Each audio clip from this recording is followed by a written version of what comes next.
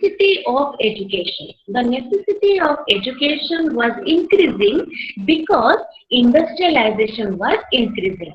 For example, in case of industrialization, you see that people are aware about how to continue in mining industry.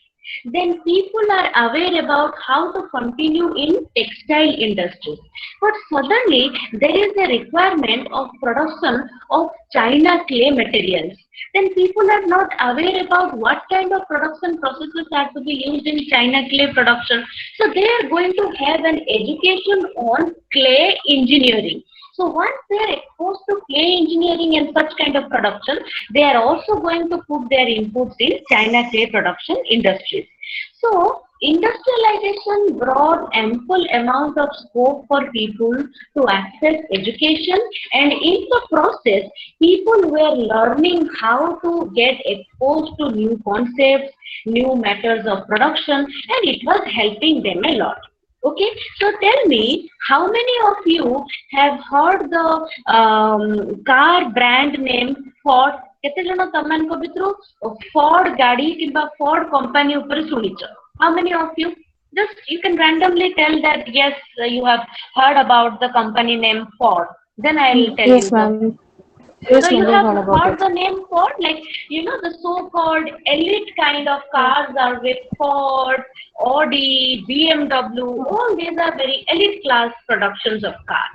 So what happened after capitalism? There was a particular concept known as Fordism, and Fordism was developed from the company named Ford, and frequent and continuous larger number of production of Ford company cars led to the phenomena of Fordism. So when Fordism came into the picture, people started reading about how there can be a greater increase of production, how there can be a better capturing of the customers. So all of the phenomena were included under the so-called phenomena of Fordism. So when industrialization is understood in the context of education and its expansion and origination, you can take all these kinds of examples. Okay, and for your kind information, Fordism was mainly in the post-capitalist phase, and the unique feature of Fordism was that the surplus value or the profit orientations which were earlier made in a very exploitative manner in capitalist mode of production, that was not so in terms of Fordism. So if you get a question next time, either in your net exam or any kind of competitive exam, that what was the phenomena in the alternate of capitalism which was pro labor and which was pro workers, you can write down the name as Fordism.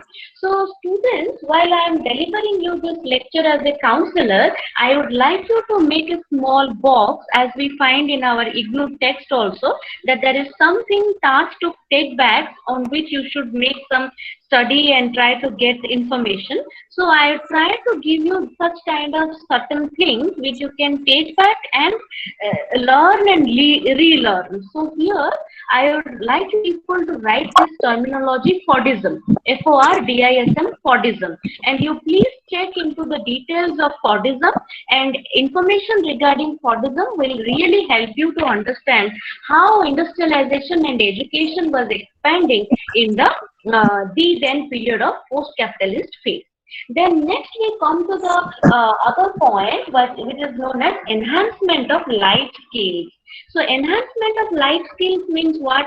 Whenever you are going to see any kind of transition from the ancient to the medieval to the modern to the post-independent to the liberalization, privatization, globalization to the post-globalization, in all such phases, you have to always find a kind of development of your skills. If you don't develop your skills or develop your life skills, then definitely you are not going to find yourself in a position to mitigate with the challenges of the changing society. For example, everyone must have been aware of the concept of Darwin, survival of the fittest, or what we know as social Darwinism. So, what we understand in the process is until and unless you enhance your skills, you are not going to sustain in the challenges and in the crisis of the society. So you must have seen that whenever you are into any kind of problem, whenever you are into any kind of crisis, you happen to refer to read certain articles on that. You happen to read to certain practical solutions of those problems. For instance, you are feeling supposedly that you are completely locked down inside the four walls of your house, and you are feeling depressed. So any one of you can feel that I am feeling depressed. Okay, let me read about this psychological disorder or phenomena, depression. So you will try to find out on your laptops, or you are going to refer to some of the books, or you are going to read some of the articles on how does it feel when you are depressed. So you are going to confirm whatever things you are reading or you are educating yourself are exactly going to come to the similar patterns of what you are showing as a syndrome or symptom in your day-to-day life. So these are a kind of processes in which you happen to learn and relearn that how you are going to enhance your life skills to face such challenges. Once you are ready with understanding the concept of depression, then the next phase what the human brain will do is, let me then read that how I can cope up with the depression situation and what all things I should do to come out of the depression situation. So again, that also you are going to read and you are going to inculcate those skills into yourself. Suppose you are reading that you have to engage yourself in certain hobbies like singing, like dancing, or some creative creations of your painting. I am sure many of our students must be very creative also in their, understanding of the world. So you are going to do all of those things in a very beautiful manner, and you are going to bring yourself out of the feeling of depression. Okay, so this is the way in which you are enhancing your life skills. You are enhancing all the things which help you to face such challenges and come out of such challenges. Then the next part of the origination of education makes you understand towards the issue of demand for future security. So whenever you see that you are having some kind of education, that education is only degree if you are not utilizing it to secure the future crisis. So you have to make it utilized in such a manner that your future has to be also secure. Once that security comes into in, you are definitely going to build in up to your confidence level. So this is how we understand that because of these reasons, there was necessity to origination of education and then it expanded. Okay, further, it can be understood that in the earlier inception of history, all of you must be knowing about the Renaissance period. Okay, so Renaissance humanist period was such kind of a period in which rationality, objectivity, and all such questions were always asked. Education was considered to be one of the most essential background in which such kind of rational questions were asked. For example, I'll tell you that any population who are not that much exposed to the education, understanding, and the exposure, they might not ask you that level of rational and objective questions. But people, those who are already into the process of education, they are already into the process of exposure, they are going to ask you about all such kind of objective questions which a rational, educated brain should ask you. So you find that Renaissance period was as a major impulse, as a major mileage to the process of education. Then the next part is education was also getting its mileage from learning of Latin language or learning of Latin literature. In this context, it is Latin language and literature because we are referring to the world emergence of education. In the context of India, we can also understand it in terms of Indian classical literature and Indian language. Okay. So we see a very beautiful understanding of how people were again and again trying to understand languages and make themselves educated. For example, whatever today I am helping you as a counselor, or whatever you are interacting with me as a student of this particular course, there is a major means through which we both the ends are interacting, and that major means is English language or sometimes our mother language, Odia. So if we are not having that kind of a connectivity of expressing, then can we be in a position to make ourselves educated? The answer is no, because without such kind of a, projection and such kind of an expression means none of the ends, neither you nor me, are in a position to dispatch what we want to do. Okay, so all those people who were imparting education were known as the educators or educators, and it includes writers, poets, translators, and teachers. So here in the upcoming classes you will find that there were Indian philosophical gurus like Rabindranath Tagore, like Swami Vivekanand, like Kabir. All of them were also part of this patching their education through several means, and such kind of innovative categories were always included within the educators. Okay, then we move on to understand a brief history of development of education. So in 1423, the history of education was mostly into the limelight because there was invention of printing press.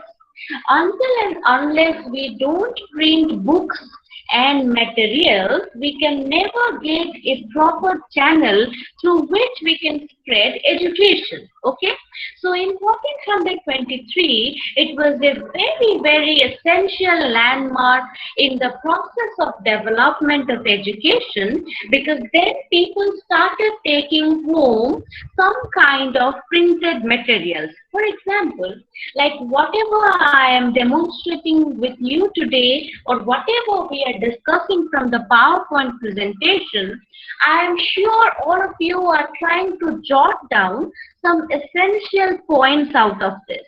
And also you are having your own course materials and some referential text which is going to help you to understand the historical development of any particular course which you have taken. Without such kind of notes, without such kind of materials, and without such kind of references, it is very difficult for any student to understand the nitty-gritties of the courses.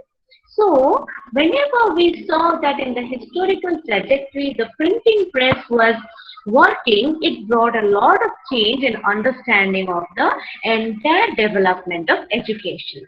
Then, in the historical process, UNESCO played a very important role, where we saw that United Nations Educational, Scientific and Cultural Organization 1946 encouraged mass education campaigns all across the world.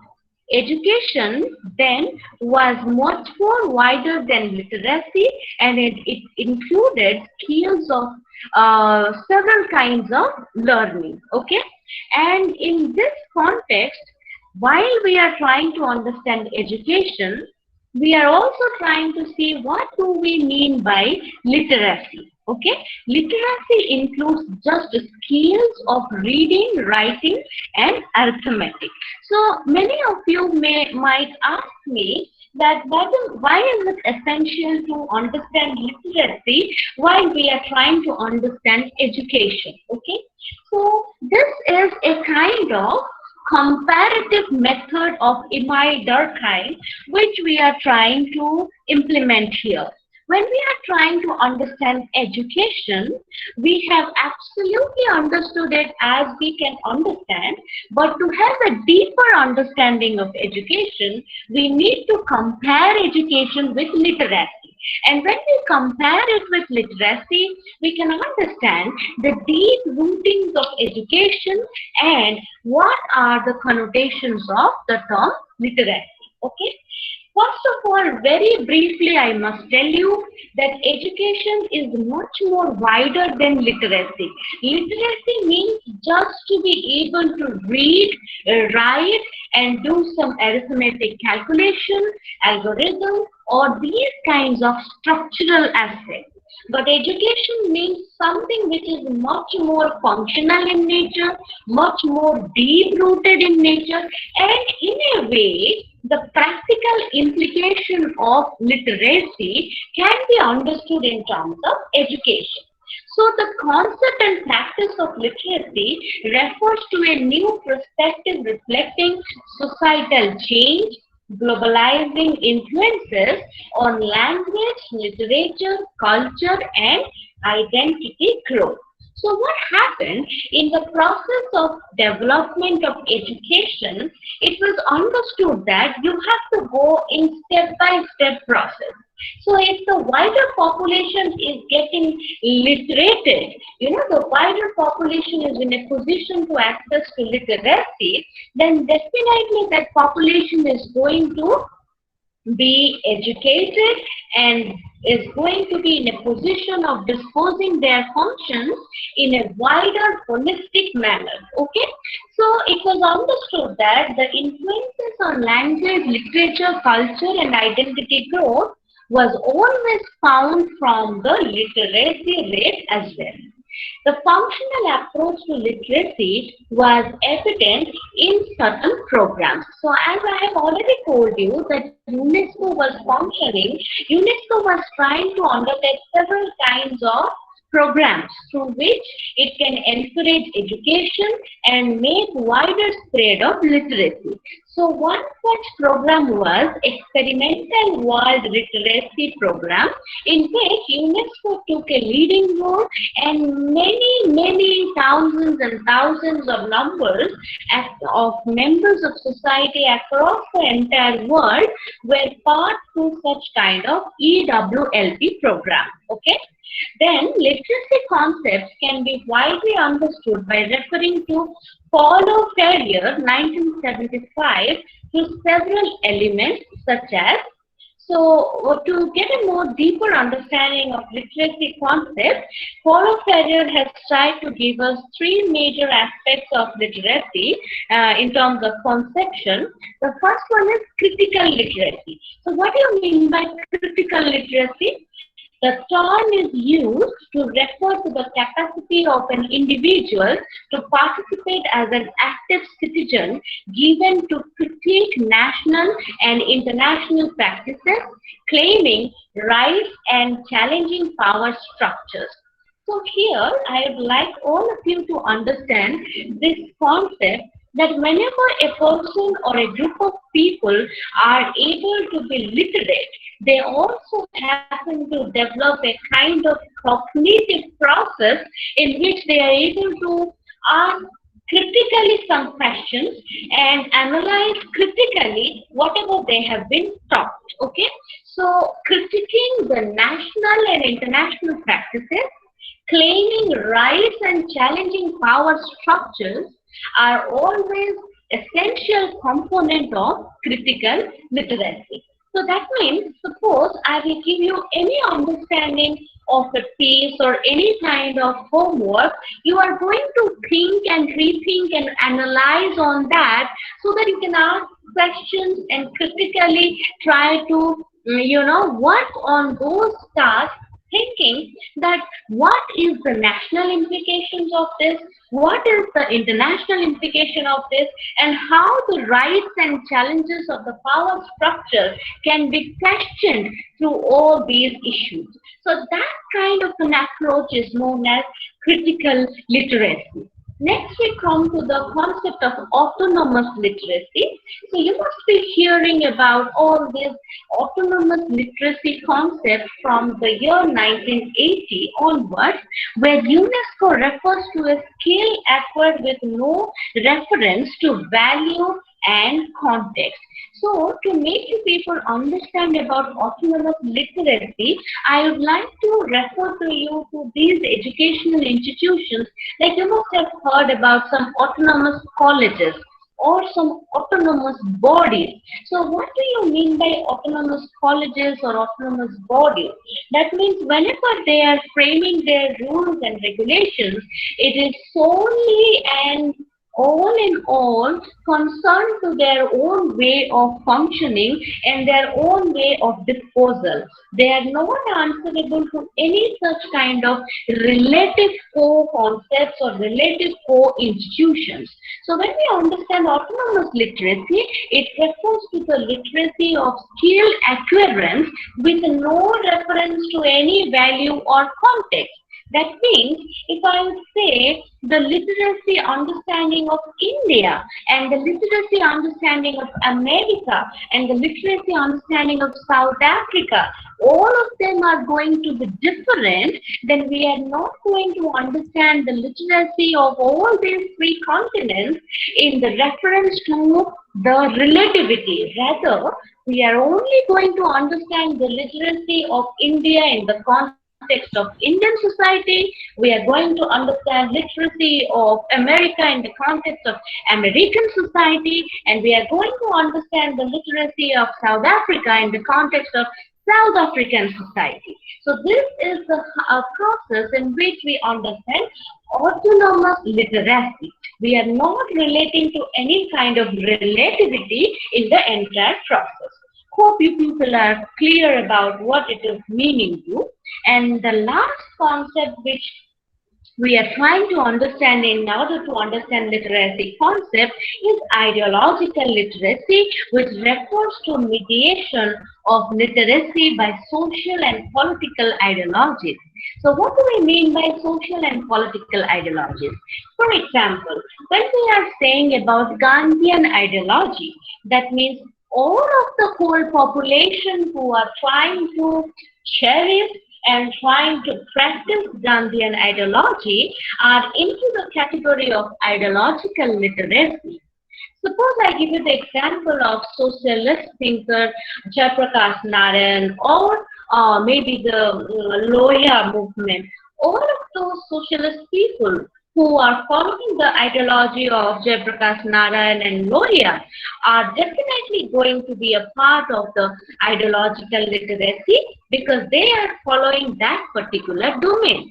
You can give the example of the right-wing ideological literacy, all of those who are belonging to the right wing. You can also take the example of the left wing literacy ideology, all of those who are belonging to the left ideological campaign. So this is how we understand the ideological literacy. So ideological literacy is mostly in terms of the ideas and ideologies which are going to be practiced. Okay, so with this we are trying to understand that how the literacy concepts are being done. So after discussing with you this, I would like to take a small break, and if any of you is having some interactions or questions on what we have discussed, I would like to hear from you. Yes, you can unmute your speakers and we can have a small discussion, and then I move on to the next part.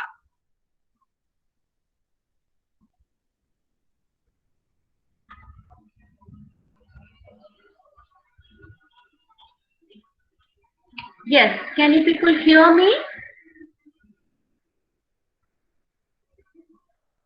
Am I audible to you? Yes, ma'am.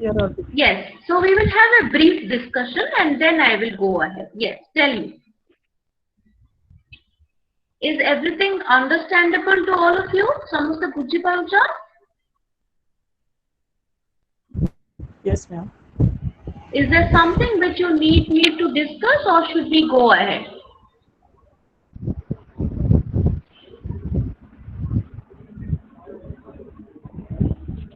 So we have just 10 of the participants who are here.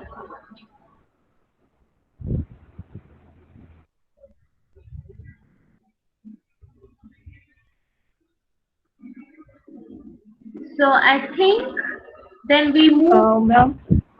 Yes, Sangram Kesari Sahu. Yes, tell me Sangram. Yes, ma'am. Yes. Good afternoon, ma'am. Uh, your teaching is excellent, but I want to know that in your textbooks there is some other like built-in value in education, nature and scope education. Like this, some concepts are there, but what is you are teaching us is not related to our textbook. Sangram, since this is a teaching process, whatever is there Okay. in your book, that only I am dealing and that only I am letting you know. If you go as per your textbooks, you will find almost all the things that I am discussing here. And one thing I will say that teaching pattern varies from counselors to counselor. So if you want to see my lectures in terms of headings of your text, that will be difficult for you because I am not going to just, dictate or say verbally whatever is written in your textbook. Then you are having the textbook, you can definitely read that and you can understand in your home also. So what I am trying to make you understand is the background of that and whatever things are related to that. Because we are counselors, we are not in a position to completely, make you understand each and everything which is there in your textbook. Definitely, we will make you a background understanding, and from that you will try to understand your thing. Because see, whatever issues are there, by the end of the lecture, if you can relate, then it is fine. But if you cannot relate, then I will suggest you that you just refer to the textbook and accordingly only you can go. Yes, ma'am. Thank you. Yes, your teaching is very good and excellent. I am understanding. See, Sangram, I will tell you one thing. When teachers are here or counselors are here, thank you for the compliment. But see, I'll tell you something. IGNOU textbooks are made so efficiently and so well mannered that without even a counselor you can read that. Okay. So my purpose is not to only complete what is there in your textbooks. My purpose is to give you something extra through which you can understand the background of the entire issue. So that background I am trying to prepare. After that, whatever is there with you in the textbook, that will be just a cakewalk for you to understand. Okay? Okay, ma'am. Okay, ma'am. Okay. Thank you. Can I have any more questions?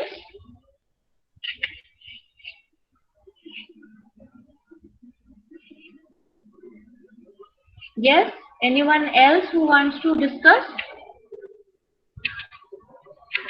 So we will move ahead.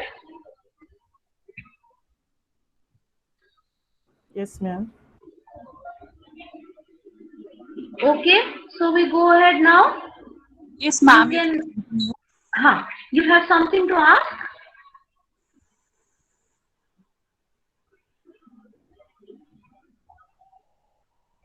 So we move ahead, okay? So you can mute your microphones. Then we come to the aspect of education and characteristics, okay? So when we are discussing about education and its characteristics, you can find that there are several issues which are present while understanding the characteristics of education. And in a way, that is also trying to make us understand the nature and scope of education. What Sangram was trying to make us, ask that where is the nature and scope, that is the part which has now been discussed in your lecture.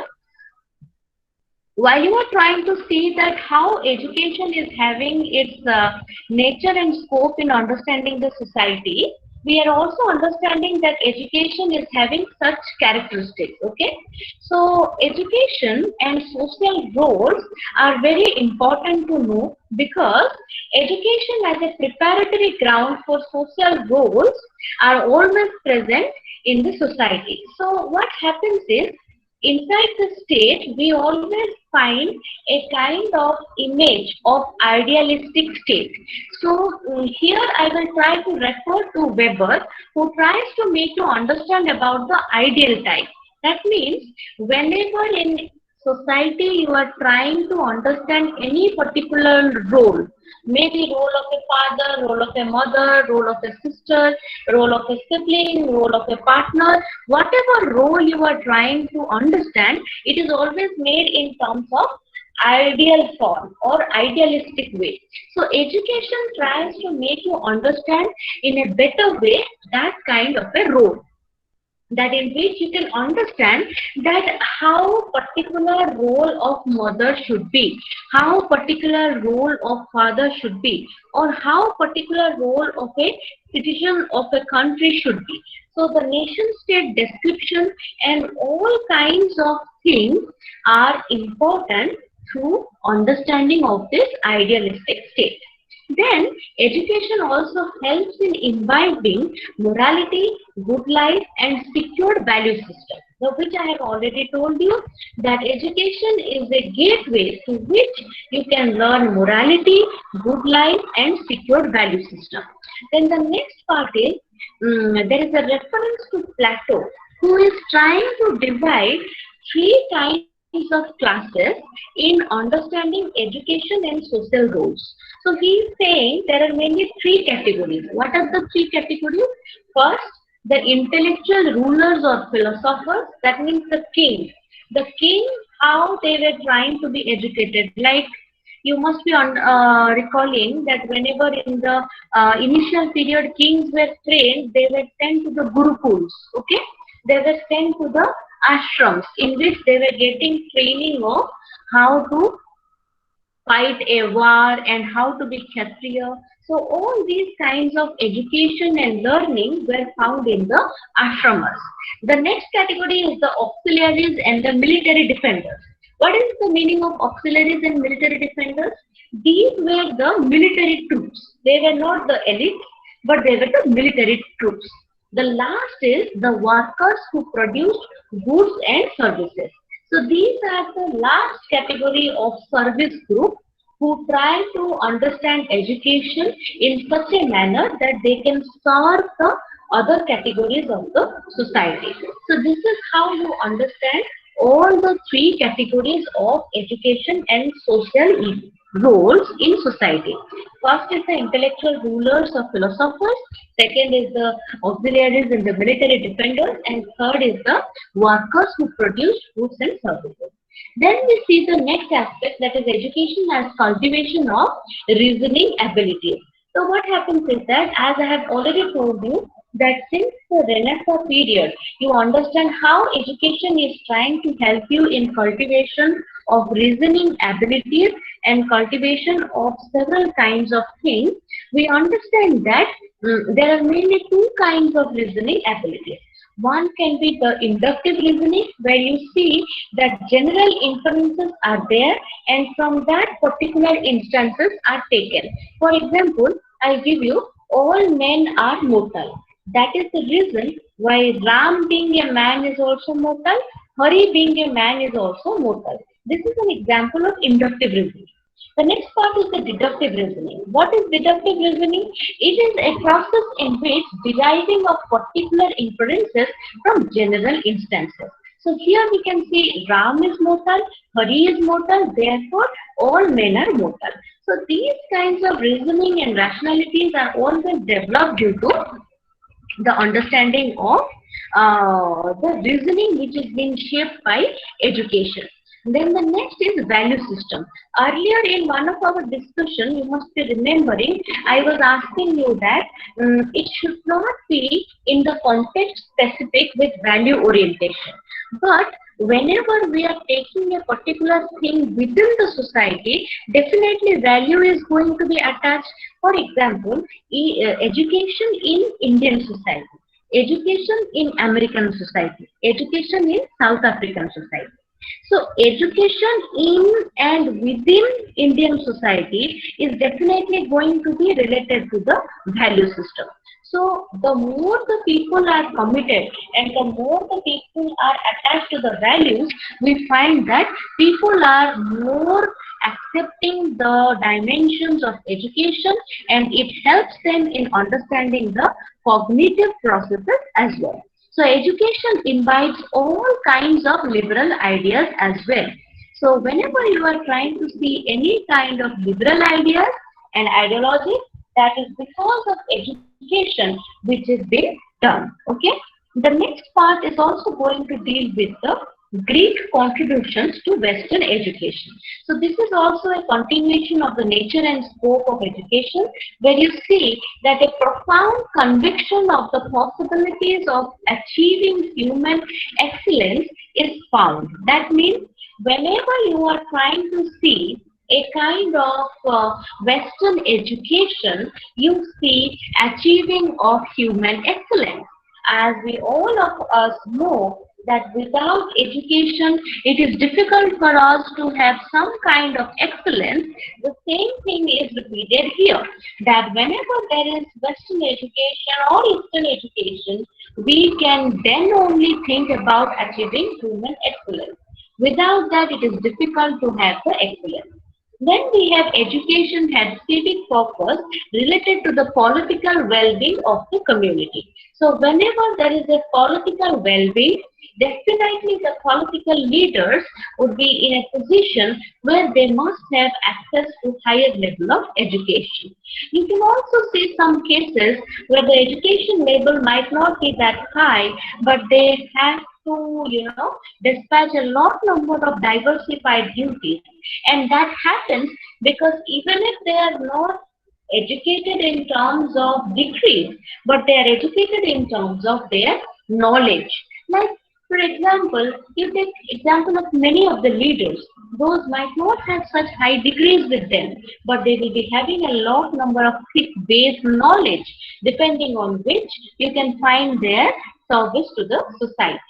Then a distinction between the liberal education and the vocational training, which has led to curricular controversies through the Western educational history, is also a part to understand the nature and scope of education.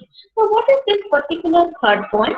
That what do you mean by liberal education? Liberal education means the education which is having a wider horizon and a wider nature and scope, where things are not that much rigid, where things are a little bit flexible in nature. That means, supposedly I will say that whenever you are trying to understand the beauty of the nature, it has to be philosophical in way, so that you can write some poems, you can feel the, sanctity in the nature, and accordingly you will feel a kind of natural beauty. So that is a kind of liberal education. That education which you are following because of realizing the philosophies of life. So that is not going to bring a kind of bread and butter to you. But vocational training is something which is always going to bring a particular kind of placement, and you are going to bring a kind of bread and butter to that. So what happens in the process? That there is a continuous tussle between the liberal education group and the vocational training group. And that controversy has been continuing always as a part of nature and scope understanding of education. And it is so because, like at the beginning, we were discussing with one of our fellow mates saying that education is essential to have some livelihood. So maximum number of people, they say that it is essential because of it tries to generate a livelihood. But some part of the people, those who are into liberal education, they also say that it is essential to realize the philosophies of life.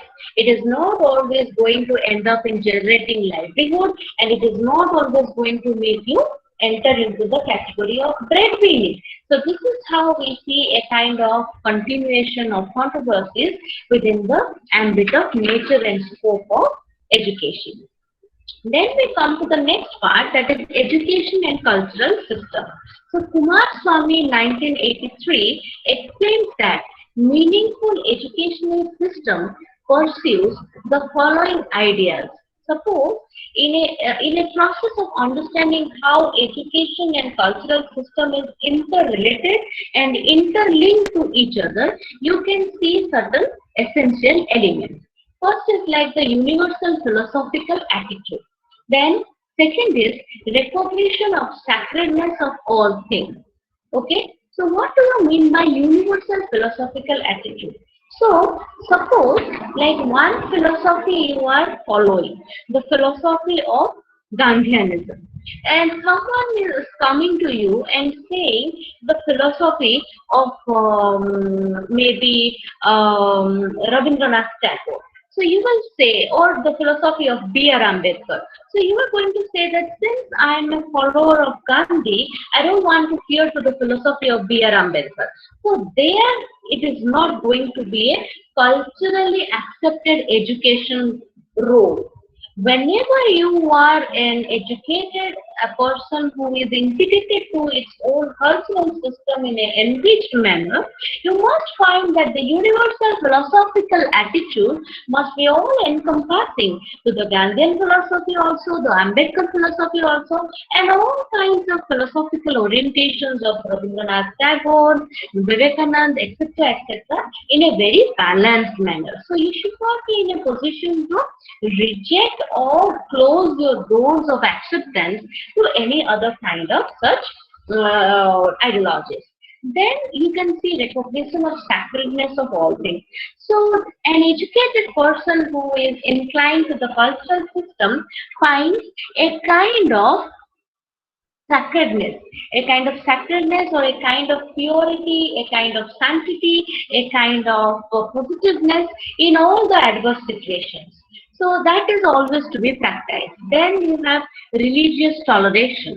So there has to be a lot of secularization, and there should not be any kind of communism, and there should not be any kind of communal violence, and there should be a lot of toleration. Then etiquette, where the civilization is considered to be the result of civil people. So whenever education and cultural system goes in hand, we find that the etiquette, that means the civilization which is resulted, is the result of the civil society. So civil society organizations and civil people are very active in the entire process. Then we find student-teacher relationships to be very strong. So whenever education and cultural system are going hand in hand, we also find that the student-teacher relationships are strong. The last but not the least is socialization as a means of educational process. So whenever the cultural system is closely associated to education, we find that it opens the doors of socialization for the members of the society. For example, in education, you understand that several values of Indian society are present, and how we are going to understand those values and practice those values. So this is a way in which we are getting socialized. So we understand that such educational processes are being practiced due to the deep ingraining with the cultural system. Then we come to the next part, that is sociology and education. So as we have already tried to discuss that what we mean by sociology and education can be understood through several identification of current social facts through education. It also refers to identification of relationship between education and social and cultural changes. For example, I will tell you, you remember the time period of the Indian independence movement. So whatever mobilization happened and the way in which India was independent, do you think that people have tried to make such a massive mobilization without understanding and getting education of the social cultural changes? The answer is no. If they are not able to be, educated towards the changing social and cultural changes, then definitely they are not in a position to dispatch their duties in a proper way. So all such changes, maybe the changes of the reformative movement, maybe the changes of the Indian independence movement, everywhere we see that there is considerable relationship between the education and social cultural changes and its understanding by the people. Then next, cross-cultural and comparative research in various aspects of educational system. So we see that how there is a cross-cultural and comparative research in various aspects that contributes towards the educational system. When you understand about the cross-cultural and comparative research, we mean that things may not be referred, things may not be texted, but while you are getting educated and while you are getting trained with several comparisons and several references, you can try to understand such kind of educational system. Then investigation of schools and classrooms as an ongoing social system. That is specifically explained by one of the most famous education sociologists, Jairam Sir, in the year 1990. The scope of such an aspect provides the basics for determining the objectives of education, place of education in society, and interplay between schools and community. Then the next part we go to the theories of education. So when we are discussing about the theories of education, the first aspect of theories of education which is coming is regarding the functionalist viewpoint of education. So if you people must be aware about few aspects of theories, then whenever we are saying about the functional perspective, it means that everything as an absolute social phenomena is functional to the society, and that it is always functional in the past, present and future, and it is going to determine the functions of the society. So there is no scope for any kind of dysfunctions. There can be only functional aspect of education. So in such a context, there were mainly four functions of education which were understood. The first was transmission of cultural values. So in this context, you must have heard about a very famous thinker named as Talcott Parsons. So Parsons says that whenever there is transmission of cultural values, it happens only and only through schools, because schools are fields where children come, mingle with each other, and they don't have any kind of subjective connotation in the entire process of interaction and transmission. So they do the transmission of cultural values in an unconscious manner, which has not been consciously undertaken and which has been not noted by either the subject or the object. So transmission of cultural values with a reference to Parsons School. Then next is social control, where Emile Durkheim, who is another very famous thinker in the field of sociology of education, he says that in school when subjects like history, English, religious education, etc. are being taught, it is indirectly bringing a kind of social control on the subjects of the school. So, in a way, when you are reading about the history, that what X has done to Y, if it is legal and if it is accepted by the wider society, then definitely it has been acknowledged and awarded. But if X does something illegal to Y, then the throughout the pages of history, you can understand that that is not accepted and that has been rejected, punished in a punitive manner, and been completely blacklisted in the pages of history. So we learn from the history that social control can be taken upon any subject or object depending on what kind of understanding or grasping they find in the schools. Then we come to the next part, that is economic training. When we say about economic training, we have to understand that our continuous societal progress is dependent on the economic progress of any country.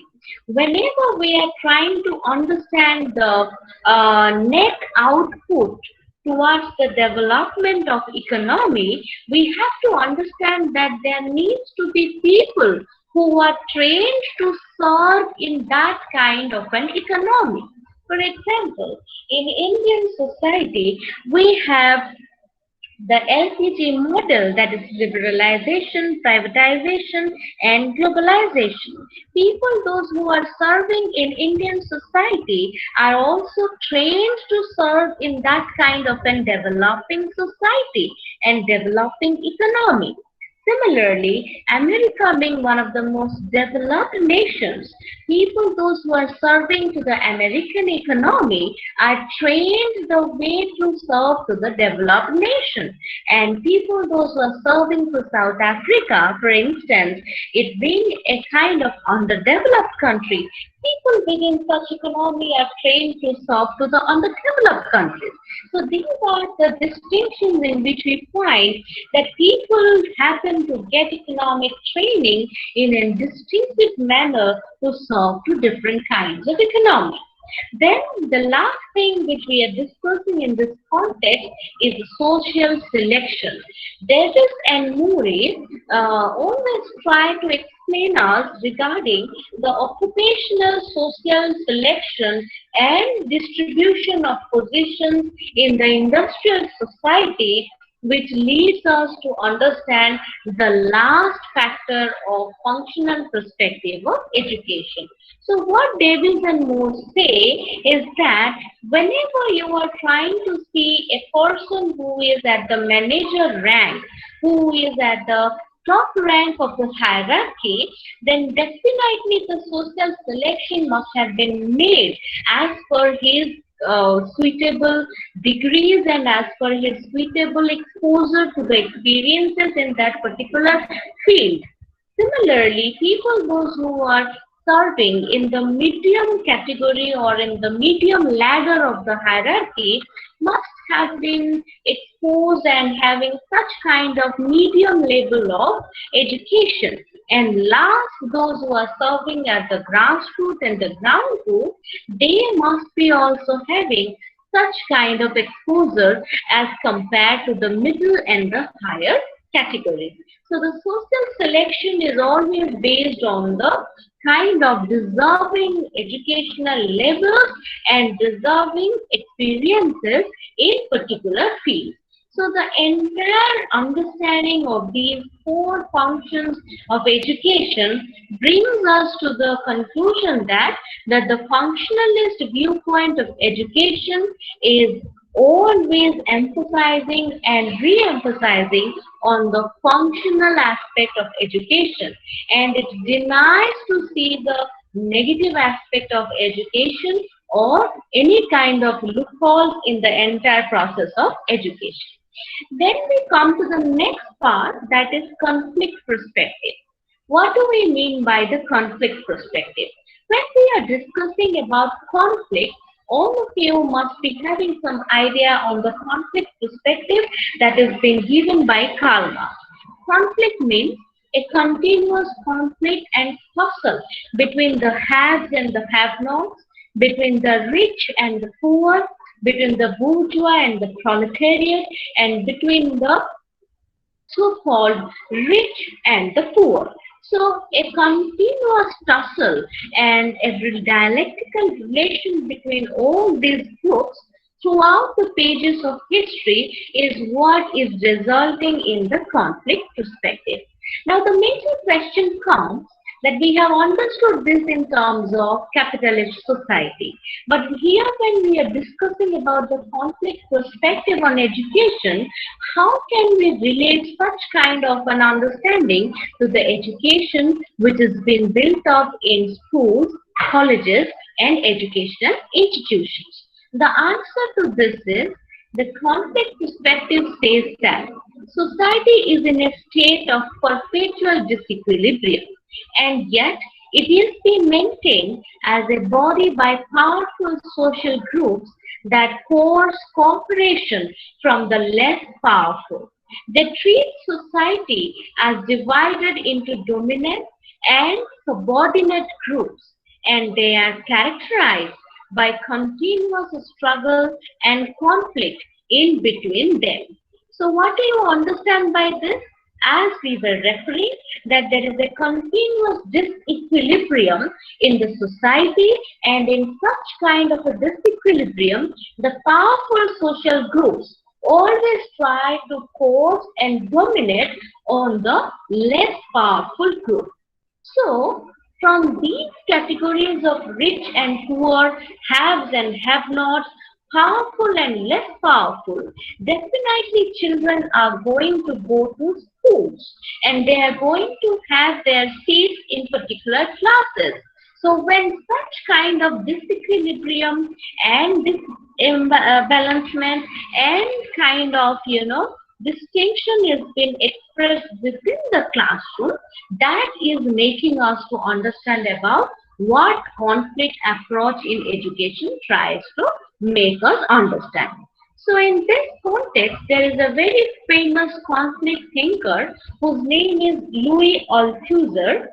Althusser sees the role of education as an ideological grounding.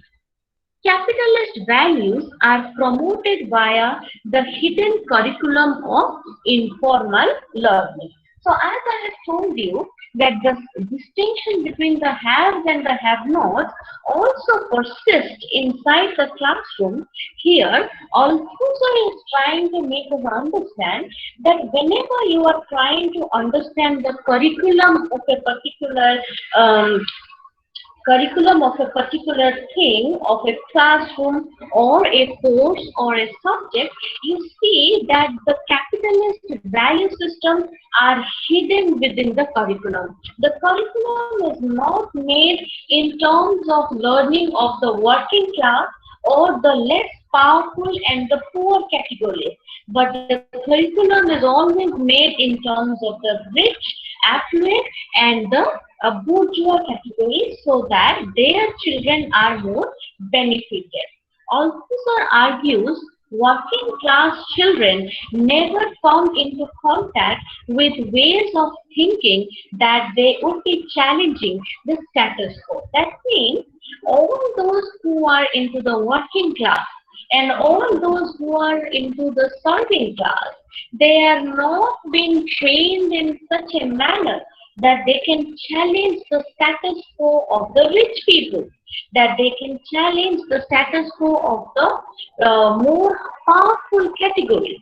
Rather, whatever curriculum is provided, that creates a kind of rules, routines, and selection of work curriculum for production of capitalism. So instead of making the poor class category enriched to fight against the capitalists, the curriculum is trying to bring a routinized pattern through which they just try to, reflect their own position in a very sorry manner, and they again join their hands to the production of the capitalist ideology. So they don't happen to reject that, but they happen to again, in a way, produce and reproduce the same thinking. Then the next part goes to the reference of Bowles and Ginty. These are also two famous conflict thinkers who have tried to study schooling in capitalist society. And both of them claim that schools reward conformity over intelligence and achievement. That means in school, and nowadays the schools, they keep on celebrating Environment Day, keep on celebrating Red Day, Black Day, and so many things. If any of our co-associates are parenting their children, they know how tough it is to bring up a child in today's society, because schools are always representation of capitalist modalities. You can never imagine a child from a working class to be able to stand up to the expectations of getting such high class celebrations of Environment Day, Flower Day, Parents Day, Grandparents Day, what not? So, all those materialistic consumptions and demands by the schools, which are made again and again, clearly shows that it is a capitalist society and a capitalist model of working. So, according to their study at American school, the hard-working students were getting better grades as compared to the intelligent and creative students. So here they are trying to say that a kind of research shows that whenever there is a kind of component of hard work among the students, they happen to get better grades. And their study is relating hard work also to the affluent class. So in the poor class, if there are few people who are intelligent and creative, but they are not belonging to the affluent class, they are not getting an opportunity to go ahead. Then in the similar terms, they are discussing about the vocational schemes and training were considered as a plot in which the have-nots were engaged just to make themselves self-sustained, but were not in a position to beat the capitalists. So this brings us to the reference to earlier point, what I've already shared with you, that the vocational schemes and training were always a minimum justified way through which the working class could get 2 quarters a meal and sustain themselves. But that was not sufficient to question the status quo of the capitalist or to beat the capitalist people. Okay? So then we go next to the interactionist perspective of education. So by this time, we have successfully completed the capitalist, the functionalist model, and then we have discussed about the conflict model. And now we are coming to the interactionist perspective. So before we go to the interactionist perspective, I try to make you understand that what we mean by interactionist perspective. So if I tell you that what do you mean by interaction, you would definitely say that when there is a stimulus, there is a response. So this kind of stimulus response understanding of face-to-face interaction, when taken into the classroom setting and applied into the education and learning pattern, it is known as the interactionist perspective of education. They suggest that status of the students in an educational system is decided by the nature of interactions with teachers, where meanings are constructed beyond academic parameters. So, what we understand from here is, if there is a face-to-face interaction, and in that face-to-face interaction, an affluent class representation and facial expressions would be always much more of a comfort zone. But a working class kid who would have been always struggling with the basic necessities of life cannot give such kind of facial interactions or comfort zone. They will be always struggling and always trying to come up to the expectations. Some of the significant contributors of this are Kool-Aid, Mead, Bloomer, Scrooge, Garfinkel, Berger, and Luckman.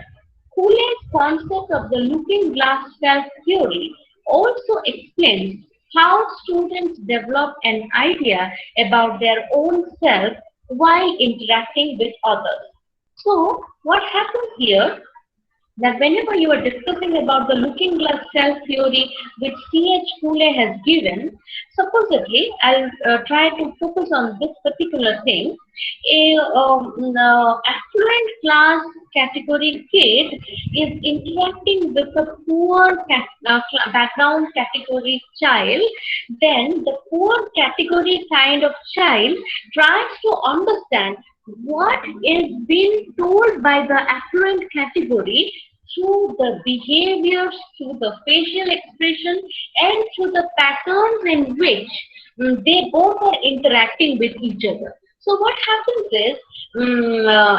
is self-defensive mechanism of a small kid belonging to the poor background tries to evaluate that what kind of an image the rich kid is having on him or rich kid is having on her. So that is determining a lot of self-evaluation. Supposedly in school, some of your fellow mates have tried to insult you, have tried to bring some smashing comments on you. That is definitely going to bring a kind of hurt to the self-esteem and ego of a person. So all these kinds of things work, and that kind of an self-evaluation through the other's perspective is known as the looking glass self-theory. Then we come to the Harvard Mead's insights on this particular interactionist perspective. According to Mead, individuals construct the self through the process of role taking. Role taking involves the individuals imaginatively taking the role of the other persons with whom he is interacting. Supposedly, whenever all of you were children, you must have seen many of you saying that I aspire to become a teacher like my madam or sir in the school when I grow up. So that is a kind of role taking. Since you are groomed by the teachers, you take that role into yourself and you think that when you are going to grow up, you are also going to become a teacher like them. So that is how the role taking takes place. So Mead is trying to make us understand that the interactions inside the classroom are mostly happening because of the role taking. And people happen to relate themselves with any kind of role they have chosen. Then we come to the next part, that is Goffman. Goffman equates the world with drama in which actors present their self in everyday life through impression management phase. So here he says that, even if there is a poor kid, that poor kid is also trying to have his own impression on the teacher that he is also a good student. And he is trying to work accordingly in his day-to-day everyday life. And similarly, if you are trying to see a rich kid, that rich kid is also trying to put a kind of impression on the teacher that he is also trying to do such kind of good things. So all of them are wrapped in a daily episode of drama, and accordingly it is continued. To get more idea about how the interactionists are functioning in the education, we refer to Howard Becker, 1971, who studied few classrooms and explained that teachers delineated some meanings to students. For instance, teachers constructed the image of an ideal student from non-working class or affluent class, and accordingly behaved and the image of a problematic student from working class. So what happened is, teachers also tried to make a kind of impression. All those who are belonging to the rich class were known to be the idealistic student, which I have already told you in my earlier part of lecture. And some people, those who are not to the ideal part of student, are belonging to the are belonging to the working class or the daily laborers children. So this is how teachers are also trying to make a kind of imagination and fitting the students into that. Similarly, in another study by Cisorel, 1971, it is understood that the students are evaluated by their background rather than their class performances. So this is how we are trying to understand that things are taken in such way. So with this, I would try to wind up today's discussion, and I would get back to all of you. You can unmute your speakers and we can discuss about whatever issues we want to discuss. And I open the floor to all of you. Yes.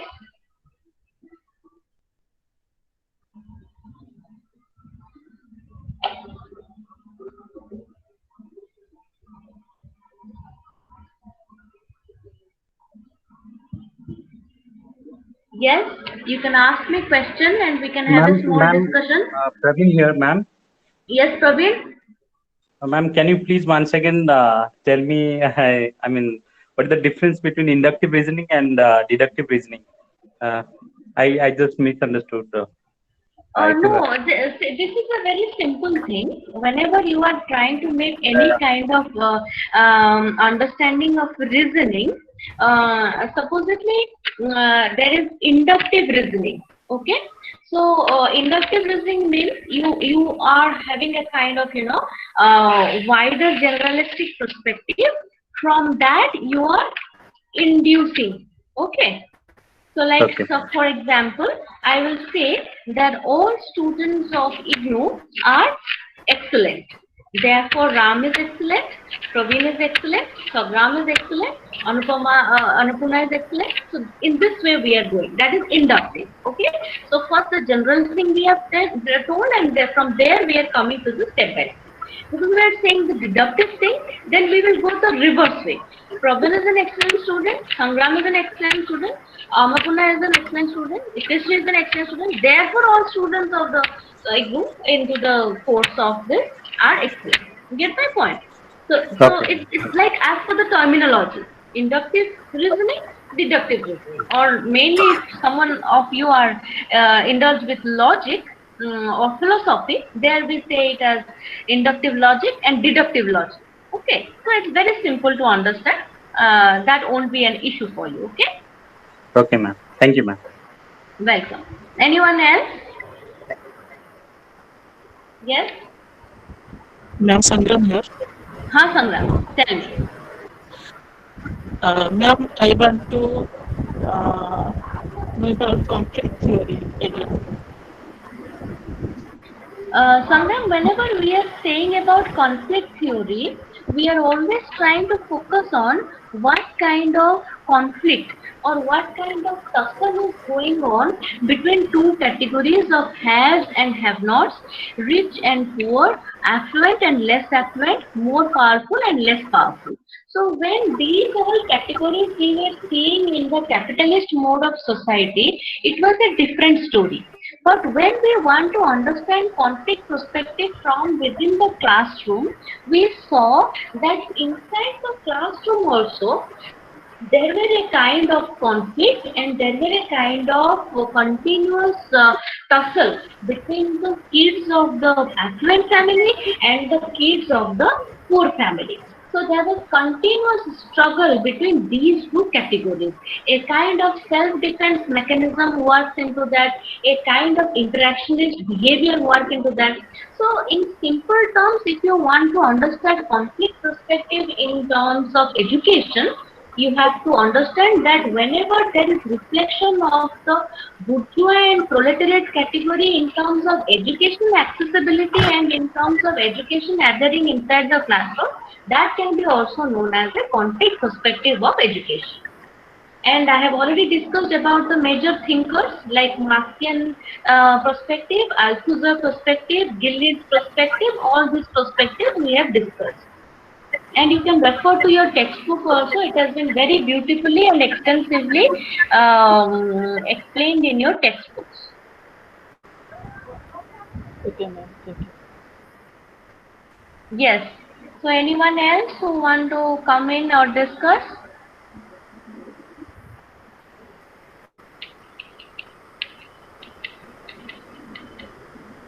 Go ahead if anybody want to ask any question. I am audible? Yes, you are audible. I am audible.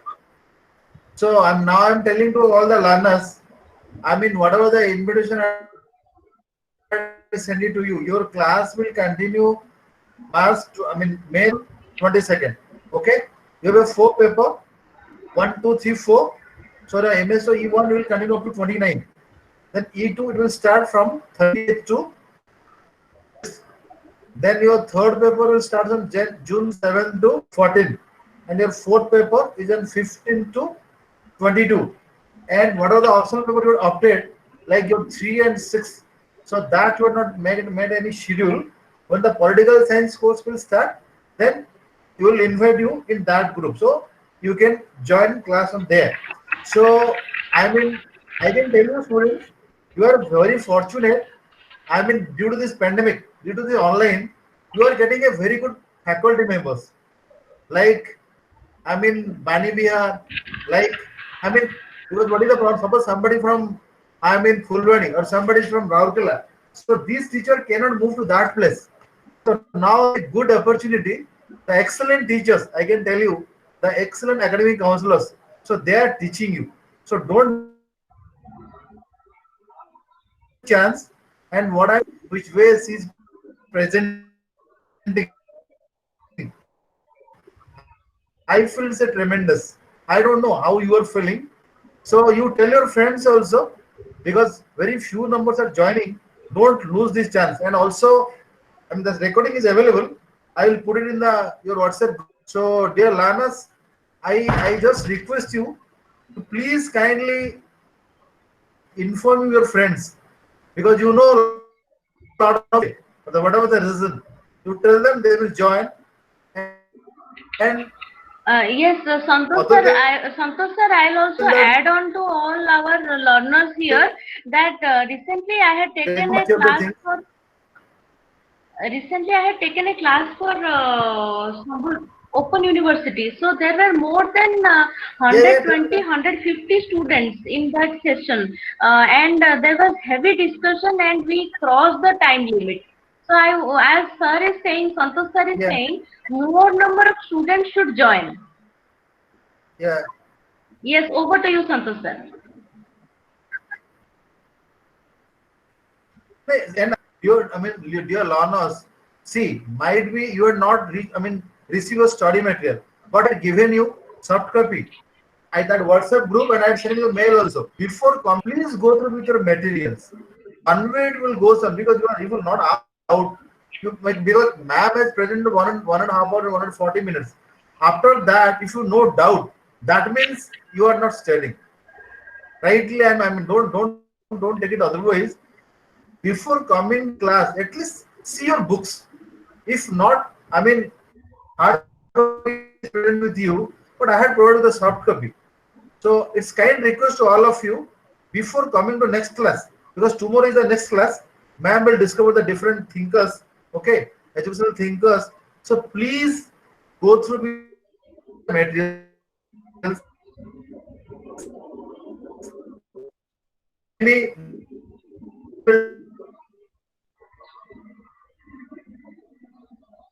Ask any.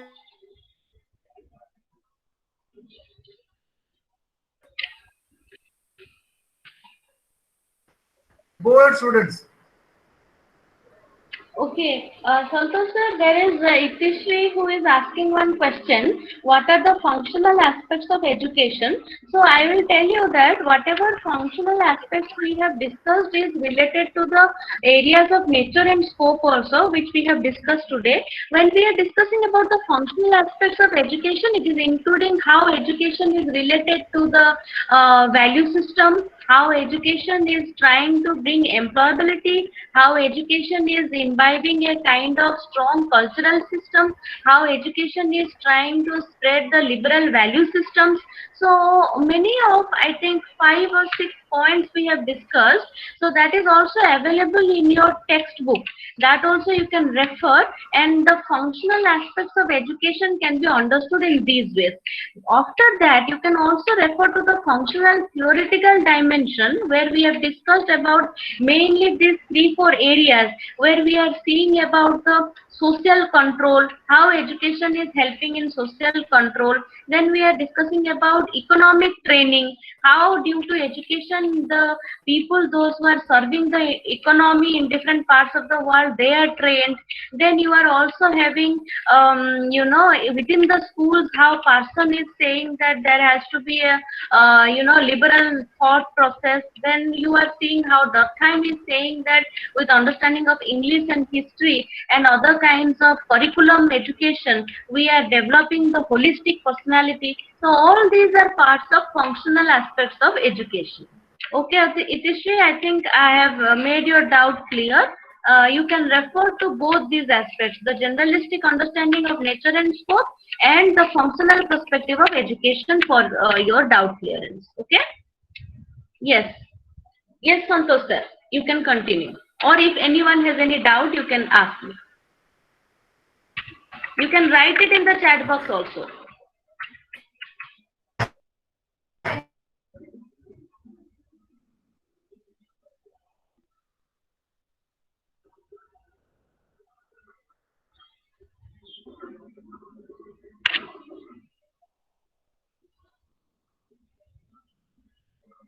Yes, I would also want you people to let one thing know that my lectures will not be following completely tit by tit of the details of the textbook.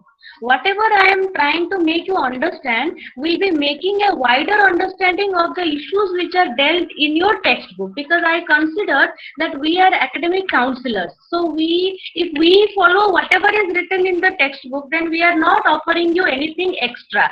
So for that sense, I would ask you people, as Dr. Santosh sir was also saying, that you must read the text and have a basic idea. After that, then whatever extra things I am saying or we are discussing, you can relate to it, and that would be easier for you to go. But please, as for this is the first session of mine, and some of you were keen in knowing that why the exact words which are given in the textbook are not found in your lecture, don't expect that, because we being trained from JNU and other parts of the world, we will be not in a position to go to the nitty-gritties of the textbook. Textbook you have already there. What we are meant as academic counselors is we will help you in widening your thinking pattern to understand the background knowledge and extra thinking. So that we will try to do. Okay. If anyone has got any further questions, you can ask, or I can ask Dr. Santosh to wind up today's session so that tomorrow we can resume from whatever we have discussed today. And I would ask all of you to also little bit check out whatever you have written, so that if any doubt is there, you can ask me tomorrow also. Okay, so then I take all of your leave. I hope that all of you had enjoyed the session. I see 7 people over here. Thank you for your patient hearing. Thank you, Dr. Panigrahi, Santosh Panigrahi sir, for helping all the learners and me as academic counselor to be able to facilitate this session. I sincerely appreciate all your effort to coordinate the students and the counselors to bring to this forum. So my sincere thanks to all of you. So I take your leave now, okay? All the best. We see tomorrow in the next class. Thank you.